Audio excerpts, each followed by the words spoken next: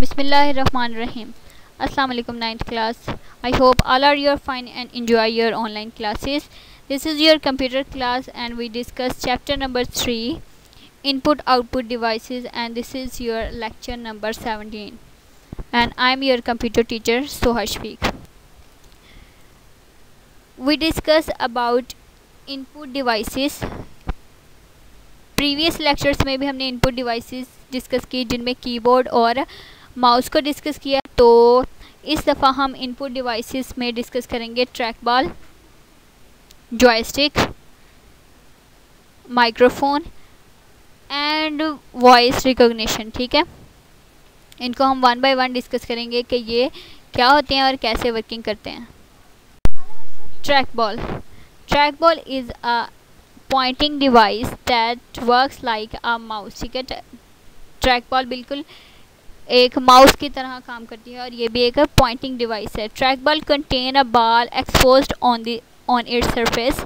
It moves to point on the screen. You can roll the ball with your thumb finger और the palm of your hand. ठीक है, track ball में एक तरह से ऊपर बॉल बनी होती है जिसको आप अपने हाथ से, अपने अंगूठे से या अपनी हथेली से मूव कर सकते हैं पॉइंटिंग को, यानी कि कर्सर को कंट्रोल करने के लिए. There are usually 1 or 3 buttons next to the ball which you can just like mouse button. ठीक है, इसके साथ 2 या 3 बटन लगे होते हैं जो बिल्कुल इसी तरह काम करते हैं जैसे कि आपके माउस में लगे हुए बटन काम करते हैं. The advantage of track ball over mouse is that the track ball is stationary so it doesn't require much space for use. ठीक है, सबसे मेन एडवांटेज जो ट्रैक बॉल का माउस की निस्बत वो ये है कि वो खुद साकत रहती है, यानी कि इसको मूव करने की ज़रूरत नहीं है. इसमें सिर्फ बॉल मूव करेगी जो इसके ऊपर लगी हुई है, तो इसके लिए माउस की निस्बत स्पेस कम चाहिए है इसकी मूवमेंट के लिए. आपको आपकी स्लाइड पे ट्रैक बॉल की पिक्चर नज़र आ रही होगी. इसको सिर्फ जो ऊपर मूव लगी बॉल बनी हुई है इसको हम मूव करेंगे कोई भी पॉइंटिंग डिवाइस को, कर्सर को कंट्रोल करने के लिए. In addition, you can place a trackball on any type of surface. For both these reasons, trackball are popular pointing device for portable computer. ठीक है, ये इसकी इसी मेन एडवांटेज की वजह से ये सबसे ज़्यादा इस्तेमाल होने वाली और पॉपुलर इनपुट डिवाइस है.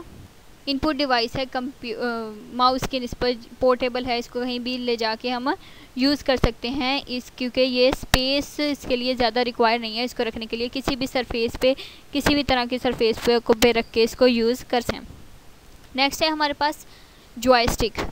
अ joystick is an input device use for gaming computer एडिंग डिज़ाइन और सिमुलेशन. सबसे मेन इनपुट डिवाइस है और इस्तेमाल किस लिए होती है?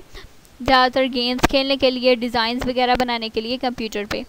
It is like a lever that moves in all directions and control the movement of pointing on or some other display samples. ठीक है, ये बिल्कुल लीवर की तरह काम करता है जो हर तरफ डायरेक्शंस के में मूव कर सकता है, लेफ़्ट, राइट, अप, डाउन, जैसे भी हम इसको मूव करना चाहे इसको मूव कर सकते हैं. A joystick is similar to a mouse except that with a mouse the cursor stops moving as soon as you stop moving the mouse. ठीक है, ये बिल्कुल जॉयस्टिक जो है माउस की तरह ही काम करता है. इसी तरह जैसे कि आप माउस को मूव करना बंद कर देते हैं तो कर्सर की मूविंग भी बंद हो जाती है. With the joystick the pointer contain moves in the direction the joystick is Poynting. ठीक है, जॉयस्टिक में बिल्कुल जो कर्सर होगा इसी तरफ मूव करेगा जिस तरफ हम जॉयस्टिक को मूव कर रहे हैं.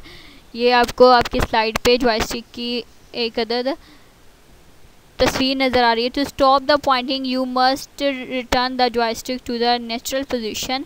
Most joysticks include two buttons called triggers. ठीक है, जॉयस्टिक्स कई मूवमेंट को अगर हमने, यानी कि स्क्रीन पे अगर कर्सर को कंट्रोल करना चाहते हैं तो जॉयस्टिक की नेचुरल पोजीशन पे इसको ले आएंगे तो मूविंग बंद हो जाएगी और कर्सर एक पोजीशन पे टिक जाएगा. इसके साथ भी बटन्स लगे होते हैं, 1-2 बटन जिसको स्पेसिफिक फंक्शंस के लिए यूज़ कर सकते हैं हम बिल्कुल वैसे ही जैसे कि माउस यूज़ होता है, क्योंकि ये भी एक इनपुट डिवाइस और पॉइंटिंग डिवाइस के तौर पर ही काम करता है।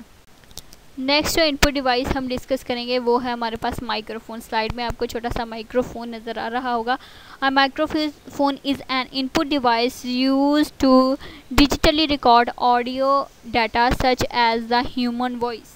ठीक है, माइक्रोफोन बेसिकली क्या करता है, किसी भी किस्म की आवाज़ को डिजिटल फॉर्म में कन्वर्ट कर देता है। जैसे कि अगर हम बोल रहे हैं, एक ह्यूमन वॉइस स्पीच हो सकती है किसी तरह की, या फिर किसी भी तरह का साउंड ट्रैक हो सकता है। It can be plugged into a computer और रिकॉर्डर।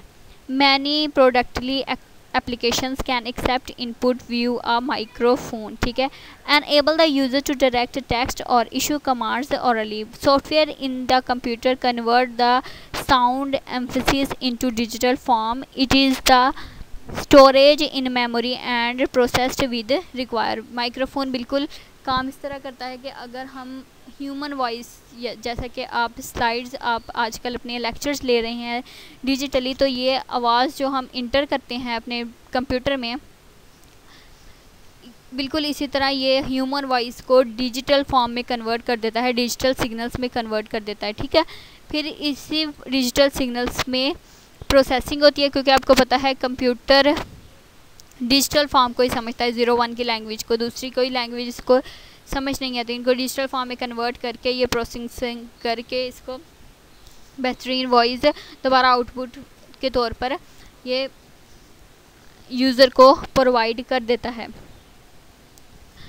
इसकी स्टोरेज हम मेमोरी में इसको स्टोर कर लेते हैं और इसी तरह बिल्कुल प्रोसेसिंग होती जाएगी जैसे कि यूज़र चाहता है और जैसे कि उसकी रिक्वायरमेंट्स होगी। ठीक है, नेक्स्ट है हमारे पास वॉइस रिकॉग्निशन।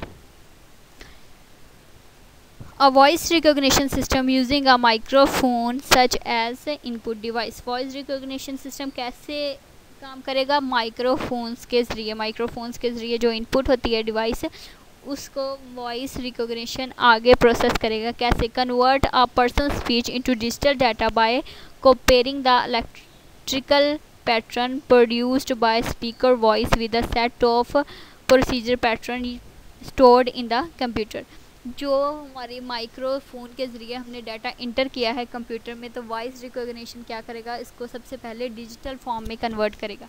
डिजिटल फॉर्म में कन्वर्ट करने के बाद इस ह्यूमन स्पीच को, किसी भी साउंड ट्रैक वगैरह को डिजिटल फॉर्म में कन्वर्ट करने के बाद इस पर प्रोसेसिंग होगी और प्रोसेसिंग के बाद इसको एक ज़बरदस्त पैटर्न में स्टोर करने के बाद कंप्यूटर इसको आउटपुट दे सकता है। Voice recognition allow a user to use his voice as input.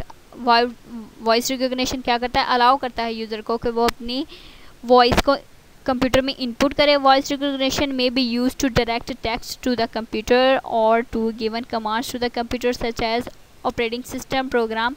Plugging down means for saving works, right. ये बिल्कुल इसी तरह ही काम करेगा जैसे कि यूज़र चाहता है, अपनी वॉइस के ज़रिए उसने इनपुट किया है डाटा को। Older voice recognition application require each word to be separated by a distinct pause. ठीक है, पहले जो पुराने वॉइस रिकॉग्निशन थे वो क्या करते थे, हर वॉइस को यानी कि अपने वर्ड को इंटर करने के बाद पॉज देना पड़ता था। This allow the machines to determine where one word being and the next stop.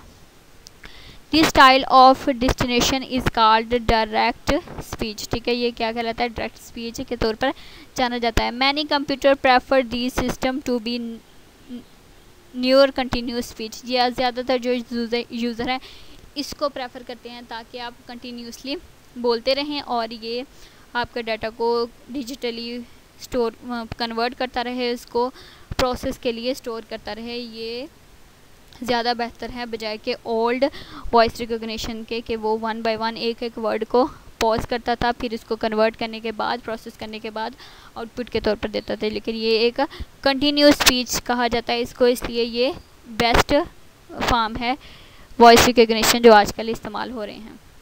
So 9th class, I hope you are understand about this lecture. So good luck, don't stress, you can totally do it. Next lecture में next topic के साथ इंशाल्लाह। खुदा हाफिज़।